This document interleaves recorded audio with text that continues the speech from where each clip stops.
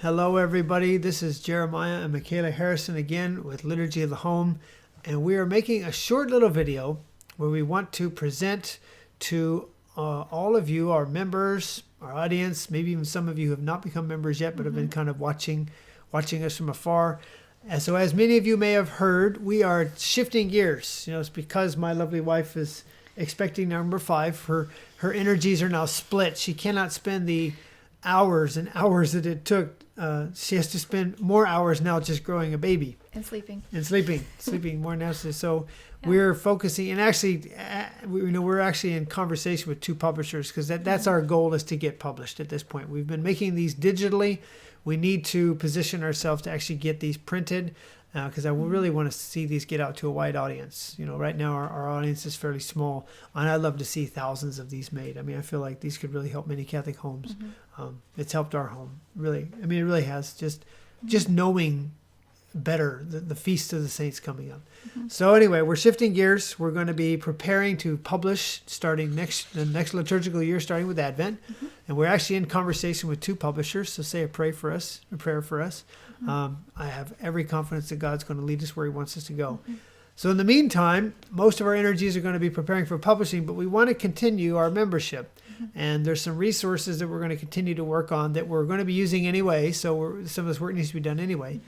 And we're going to simplify the membership levels too at this point. You know, right now we've had 3 membership levels. We've had $8 a month, $12 and $25.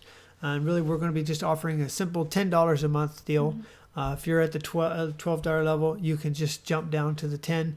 A few folks who are at the 8s, y'all are lucky. Y'all can just we're just going to let y'all have it at 8. Yeah. So, and then benefactors, the folks who are at the $25 level, you know, if some of you want to just continue to support at that level to support this work, hey, God love you. We will put those funds to good use. But I want to go ahead and show you what we want to go ahead and propose. So we have 4 things we're going to keep doing. So we're not going to be illustrating the calendars, but we will be doing coloring pages of the saints taken from art east and west. So these are neat coloring pages drawn off, and we're going to do for all the saints' feast days as they come. So you should plan these coloring pages will be released and will be in your download area. We're also going to do saints' stories. So our wonderful Kateri is going to be our prime writer. She's going to be taking rewriting and basically representing stories from Butler's Lives of the Saints for children. And then I'm going to do the audio version. So I'm actually going to record each of these stories. We'll do 1 story a week. You will get to listen to my melodious voice read these stories. And if you don't like my voice, no offense, go ahead and read the stories yourself to the kids. Right? So part of what we've been thinking about with this new membership is trying to free up my time to work on the upcoming calendars. And so all of these will be primarily produced by the rest of the team, Jeremiah and my 2 sisters, Kateri and Rose. We want to show you some examples of their work. I will obviously still be helping here and there, but the majority of the workload will be on them. So I might get to do some drawing, huh? I've been wanting to. I don't know. They might let you in. We're going to show you some pictures of them at work. Here, let's go ahead and show you. Let's pop over here. This is an example of a coloring page test that Rosie did, St. John the Baptist. So you can see through there. It's coming from an Eastern piece of art here. We'll show you that source image. This is her working on it. Yeah. So we have the source image, and then here she is. I love her smile. It's so sweet. But representing these great works of art in ways that the kids can color them and meditate on them, think about them. And that's right. So you notice these are a little different because the saints images we do for the calendar, we take them from birds. Yeah, sorry, the birds. They can be noisy.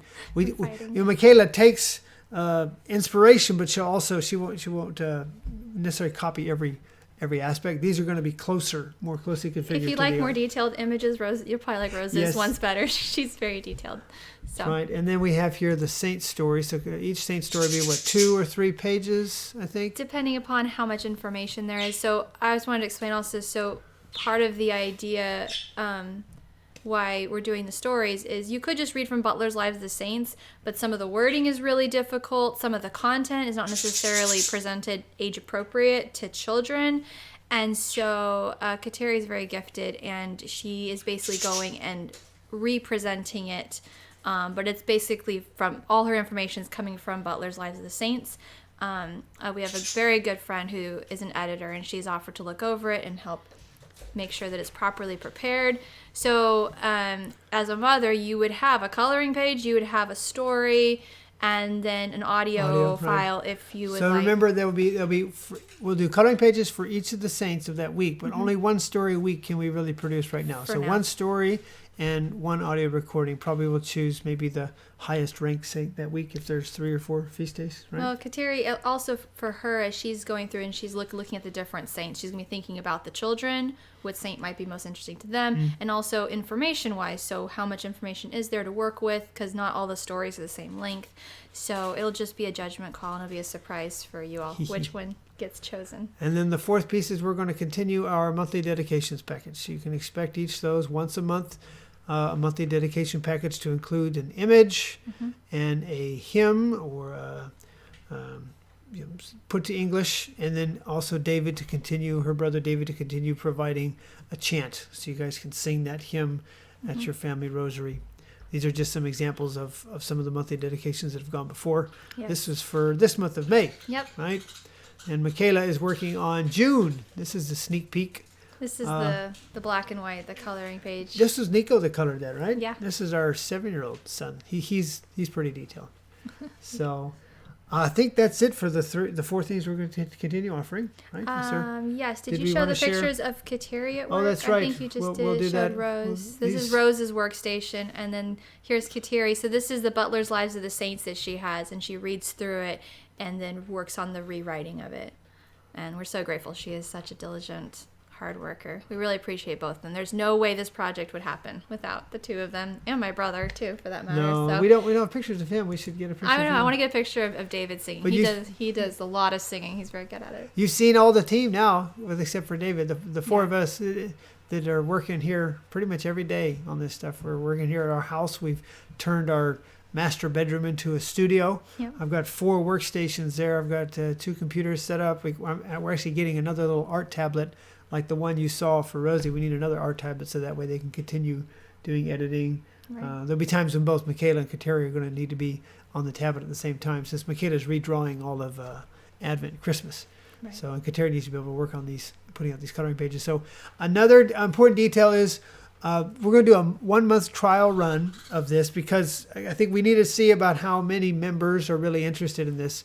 If I suppose if too few members really get value from this, we'll probably discontinue it. Did we come up with a number? Did we refer? I think we'll just see. Yeah, we'll play it by ear. So see what the response we get. We're kind of gonna do a like you said, like a 1-month trial. See how it works for us and the team. See how it's working for you all, and then we'll let you know. Yeah. So what we're thinking. This will be starting in the month of June. So Michaela, you gotta get finished with the monthly dedication, and then for the month of June but as I mentioned in another video, we're going to keep doing our weekly videos, walking through the saints, showing some of the great pieces of art that we're gathering in our collection that are going to inspire the calendars we'll be drawing next year. So we're leaving off of this first 3 weeks of Pentecost, and our hope is next year, as we're published, hopefully we have volume 1, 2, and 3 already published and printed, and we'll be drawing all the rest of Pentecost, the time after Pentecost. So it's our hope within about 1.5 years or so we would have all the art for the whole liturgical year. So two little notes. One is, a lot of people have asked us, well, are you not going to have a digital option? We're hoping to have a digital option. Yes. Yes, we do hope to have. Now, we're going to, I guess part of that's going to be the negotiation with the publisher. We're going to see what the publisher feels comfortable with, what they'll let us do. Of course, if we self-publish, then obviously the digital option will be no problem. So we'll keep you guys informed as this thing grows. The other thing I wanted to add is, on the membership, those are the things that we're committed to including, but we've talked as a team a little bit about trying to also add other things. For example, if we come across recipes or special traditions or special prayers even, we may throw in a few other things. It won't necessarily be limited to, but at least it would have that. At least but you'll have those four. Our hope right. is in time to build a membership where there's other things in there as well. Well, that's the whole vision, right? Is to have a membership where one day when this membership is fully complete, you should be able to log in and look at a given week and have resources there, as few or as many as you want to actually use, to print out, to bring into your home, to help the whole family really make the liturgical year come to life. I mean, once again, our inspiration for this is our monks, and the monks. One of the things I've learned about the monastic life is literally it's like a group of men that have gotten together and said, how can we make living the life of grace as practical and as real as we can in every way, and how do they work, how they pray, everything they do, it is with respect to the liturgy, to the worship of God. And the monks, they dedicate themselves to doing it perfectly. They have no other pull on their times. This is what contemplative monasteries are all about. There's a flame, a spiritual flame that burns in a contemplative monastery that is meant to be a light to us all. And I know the active orders are really important too, and the laity is very important. But boy, I see, especially I believe in times like what we're facing now, where we've lost so many have lost sight of what it's really all about.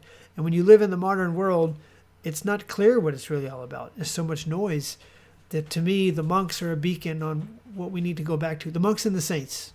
And so this whole liturgy of the home project is all right. We're people in the world. We're families. We have kids. We don't have quite the time that the monks do. What can we do to try to rebuild that? Because 200-300 years ago, in the villages throughout Europe, families did celebrate, their own version, kind of like the monks did, and we've lost all that. That's been destroyed in our modern age. We need to bring it back. And so far, God He's given us what we have, and we're taking what we have and just trying to breathe life back into those things. And we're going to try to find some of those old traditions, and we'll try to present them in such a way to where you can easily jump aboard. And really, we want input from you guys. There's so much out there, and there's much we don't know. So this is just it's like we're going on a treasure hunt, and we're trying to gather these treasures and present them in a way to where families can easily pick them up again. And that's it. We all have a part to play in helping to build the church, and we're trying to do our part. And even in sometimes it feels like a lot of the life of the church might be kind of struggling, but I've heard it said that the contemplatives are like the heartbeat of the church. So it's like, as long as you can hear that heartbeat, that everything's going to be okay. Yeah. And we as families are trying to sort of tap into that and let our children drink from those fountains. And that's part of why we're doing this project, is to make that more accessible to families. And we're both oblates, and every religious order has their charism. For their special charism as distinct from other orders. And for the Benedictines, their special charism is the upholding and the maintaining of the liturgy. And so as oblates, this is kind of our part to play in that a little bit for families. Especially in our day, where the liturgy here in the West has become it's been thrown into confusion. It's hard to know our way through. And so the Benedictines here and the way they practice the traditional Mass, it's beautiful. If you're able to come and visit, do so. You won't regret it. I know I think there's a few other monasteries in the United States. I think of the nuns at Gower. They practice, they're Benedictine, they practice the Latin liturgy. The Carmelites in Lincoln. And the rest. There's actually quite a few. The religious orders, especially the traditional ones, are really growing. It's so encouraging. But if you can, get to one of those monasteries. It's really important to experience that. And bring your children so they can meet the religious. It's really, really special. So right. I think that's it. All right. Well, God bless you guys. Give us any comments or feedback, and don't forget to subscribe. And if you want to be sure and get our videos, hit that bell. Thank you very much. God bless.